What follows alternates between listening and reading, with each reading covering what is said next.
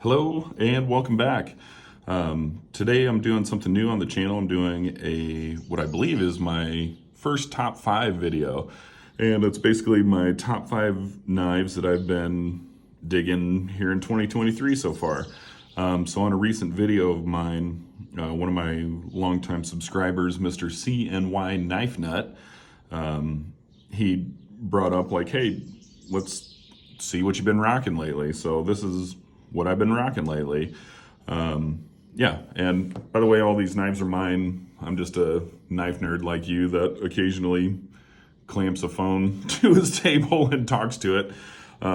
So yeah, these are all mine, and I bought them with my own money. So anyways, first up is my new guy. This is the ProTech Malibu, and it's rocking the Magna Cut blade steel. And yeah, I've had this thing only about a week, and it hasn't left my pocket since it showed up. I did, by the way, like a couple days ago, put on this crispy, beautiful polished edge on there. So we're rocking that. Had to show it off. Anyways, yeah, the knife's great. It's a good medium-sized knife. I think it's got a great blade. I really like the Warncliffe version of this. They do come in the reverse Tonto. I'm not really a reverse Tonto kind of guy, so I was happy to find one that had the warranty on here. I believe these are aluminum scales. I haven't really ever done much research onto these, but pretty sure that's aluminum.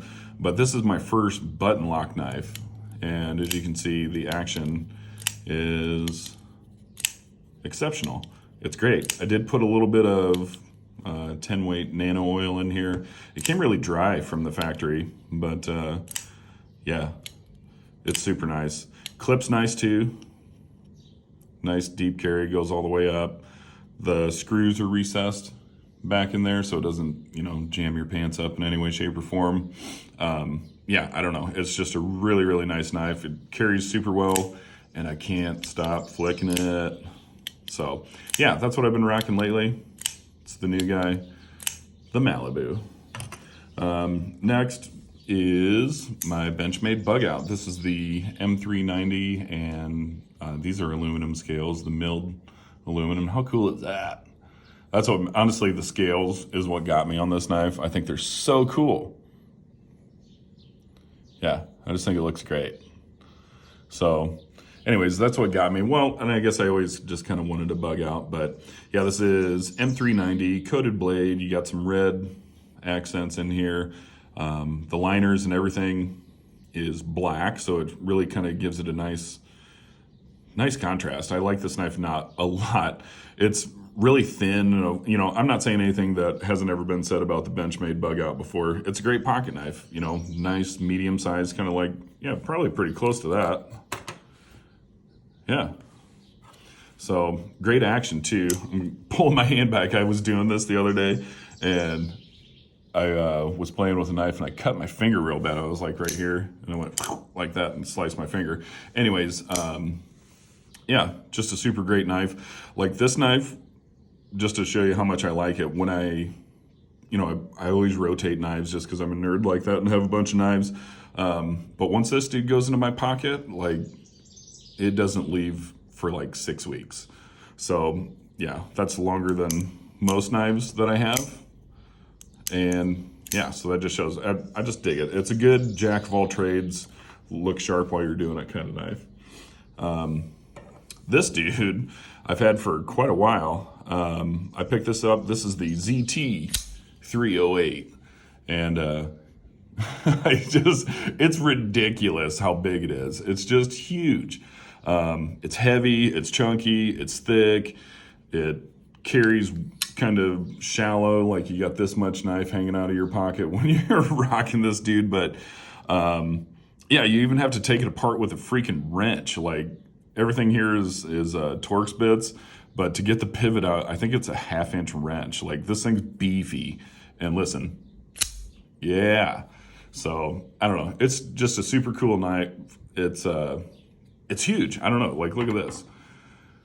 So it's up there, but big tall blade. So like the grind, even though it's thick back here, the height of this allows it to come down to a relatively thin edge. It's not the sliciest thing out there by far, but yeah, I think it's cool. It's fun to carry. Sometimes, just as a collector of knives, sometimes it's just fun to carry a big ass knife, and this dude is like chonky. It's like, yeah, it's great. So I love it. So that's what I rock that periodically, just when I'm in the mood to rock a big knife. So moving on, we've got my Spyderco Drunken, and let's take a moment and appreciate the milling. This is the coolest milling out there. I think it's awesome. Yeah. So this dude also is rocking a nice polished edge. That is S90V steel. And I really like the finish that they did to this. I guess S90V I read this somewhere. I don't know if this is true or not because I don't really know anything about it, but I read that S90V is really difficult to get to like this kind of reflective finish on here. I guess it's difficult to get rid of the grind lines, and so it takes a lot of work. So I really like just the glow that comes off this blade. It's amazing.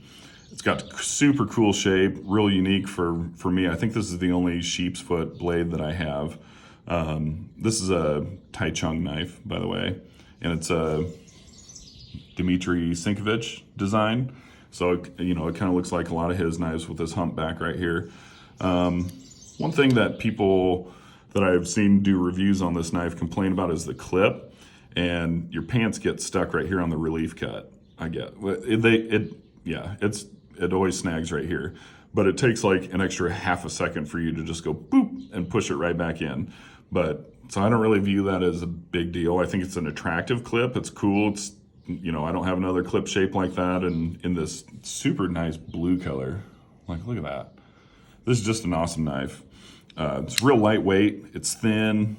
You got enough blade to do whatever you want. I do use this sometimes, like, I don't know, I'm not going to go out and cut up a million cardboard boxes with it or anything like that. But I don't know, this knife feels kind of, it kind of feels special to me. It's an expensive knife, and I think it's a classy knife. So I tend to carry this like when I'm, when the wife and I are going out on a date or, just something nice. I recently went to a wedding in April, and I carried this knife. It's a really nice knife for nice occasions. So yeah, I don't know. I'm an absolute sucker for it. So I haven't carried it a ton, but this has been up there. It's just awesome. So there's that. And last but most definitely not least is the TRM Atom. And I think I can say that this is probably the best pocket knife I've ever owned. It's absolutely wonderful. It's thin. It's lightweight. It's got fancy, expensive materials. It's a 20 CV blade. It's my understanding that all of the liners, hardware, and pocket clip are titanium. You can get tons of different scales for these. Like, they've got the rounded contoured ones. These are just slabs of micarta, but I think these are my favorite grips of the ones that I do have. I have this initially came with flat gray G10, and I picked up a set of contoured yellow G10, which I think I might put on here soon. By the way, it's super easy to swap the scales. You just pop these screws out. It's super easy. But anyways, I don't know. It's just such a cool knife, and it fits me really nice. I do like this cutout right here, right behind the edge, because it allows you to get right up in there so you can do some really detailed stuff with it. It's got plenty of blade. It doesn't have too much belly. It's got a nice, sexy drop point, and kind of like the Drunken here, it's got a nice, sheen to it. It's got a good glow to the blade. It's reflective. I just think it looks good. But yeah, it carries wonderfully, and it's got a great action too. So I do like speaking of, I think this helps contribute to the action, is these thumb studs here. See how they come out and they flare at the end, and they almost have, it's not sharp, but it's like a definite lip right here on the very end.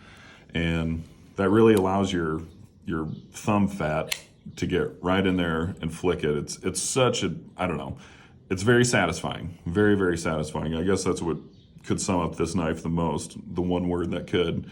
Yeah, I don't know, we recently just moved, and I had a ton of cardboard boxes, and this is the knife that I use to break them down.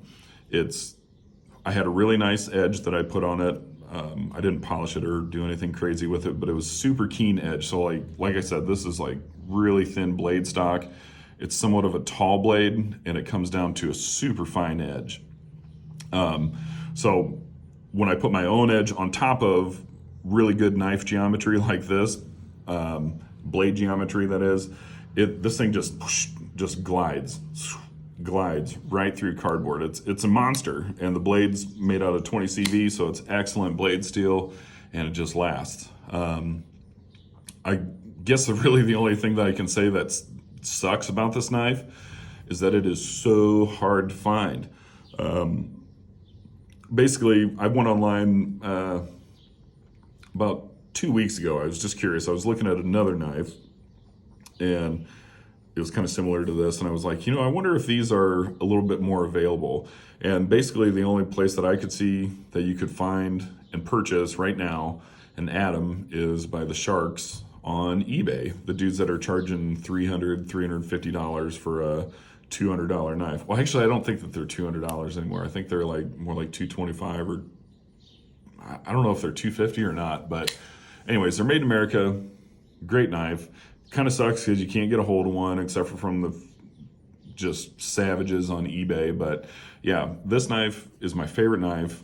It's kind of similar to the Benchmade. When I start carrying it, I just don't want to put it away. It's just wonderful. Absolutely. So yeah, that's about it for the video today. Mr. CNY Knife Nut, thanks for the idea. It's kind of weird. I feel like a douchebag for doing a top 5 video, but it is what it is. But yeah, anyways, thanks for always commenting and giving me ideas and just talking about knives. That's really why I started it, because I only know like 1 or 2 knife nerds, so I don't really get to talk to too many people about knives very often. So thanks for always chiming in and all that kind of stuff. And I guess also, I'm just a douchebag that collects knives and sometimes, like I said, makes knife videos, but I'm just about to get to the 500 subscriber mark. And don't mistake this, I'm not asking you to subscribe.